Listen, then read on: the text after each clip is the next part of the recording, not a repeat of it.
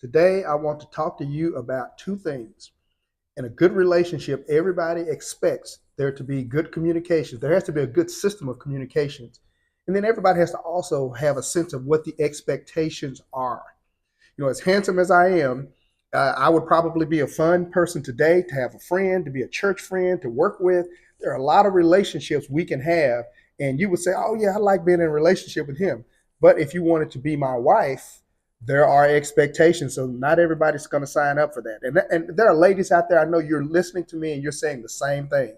Just because I'm fun in this scenario, I'm fun in this environment, I'm fun in the context of this relationship, friendship, it's totally different thing when we talk about being in a closer relationship like marriage. And so Jesus is the same way. A lot of people want to date Jesus, and we in our workplace and church lives and family lives, we throw his name out, toss his name out. We like to date him, but how many of us are really willing to be married to him? Because he has expectations. Let's talk about some of those expectations. First of all, in John 14, verses 12 through 17, he says, he that believes on me, the works that I do shall he do also, and greater works than these shall he do, because I go to the Father. And he also says, I'm going to ask that the Father send you another helper, because I expect you to do the works that I did, and greater works than the ones that I did. Companion scripture in Mark chapter 16, verse 15 and 18, he talks about us going into the world and preaching the gospel throughout the world. And in the course of doing that, there are some things we're supposed to do. We're supposed to have certain signs that follow us. And so what he does is he gives us time now. He gives us warning now. He even sows seeds into our lives now so that we can get ourselves in the right framework, right mindset, even right lane of relationships and friendships, even church and other relationships, so that we can fulfill his expectations. He has expectations of us. And so we can use this time to get in the right relationships that will help us at work, at home, to be who he expects us to be at work and at home. He's just as interested as you are in there being performance and fruits, there being results, there being success, there being an increase in your stature. And he has a way to get that done.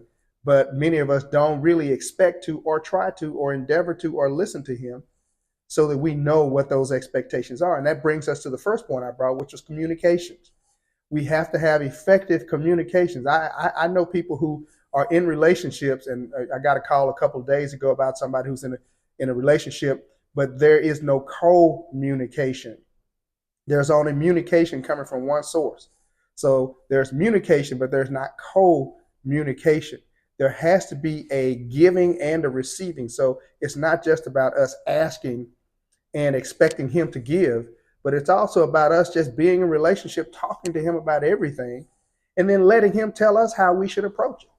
Maybe last time the right way to approach that person who was late in your department was to do X, but maybe this time it's more appropriate to do Y, because he's doing things in that person's life as well. And you both have a responsibility to the company, your employer, but he is able to accomplish not only his purposes, but also to allow you and even cause you to be a blessing to your employer. And the last thing we want to do is to get down to the very end and say, but Jesus, we did all these things for you, and I went to church and I went to Bible study and I did this and I accomplished this and I gave.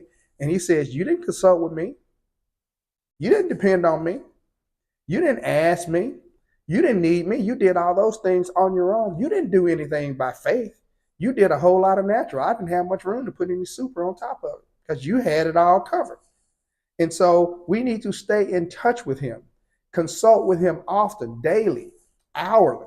We want to make sure that since we were created for good works, that we are available to him when he wants us to handle those small assignments, seemingly small assignments that will have great impact in the world.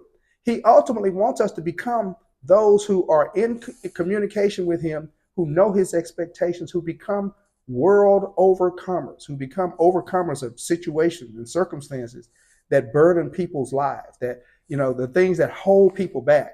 We're the people who are bringing liberation. He has anointed us to preach the gospel to the poor and to set at liberty those who are captives. But in order to do that, in order to be able to set them free, We have to ourselves be overcomers and be available so that we depend on him, and our faith in him, our confidence in him, our obedience to him results in people being set free. Again, he has high expectations for you. The Father does as well. He expects you not only to do the things that he did, but greater things. He's expecting you to be in touch with him because communication is the basis of your relationship with him, basis of life. Become an overcomer. The word tells you that we have to do the works that he did and greater works. And that's the truth, the whole truth, and nothing but the truth. May God bless you.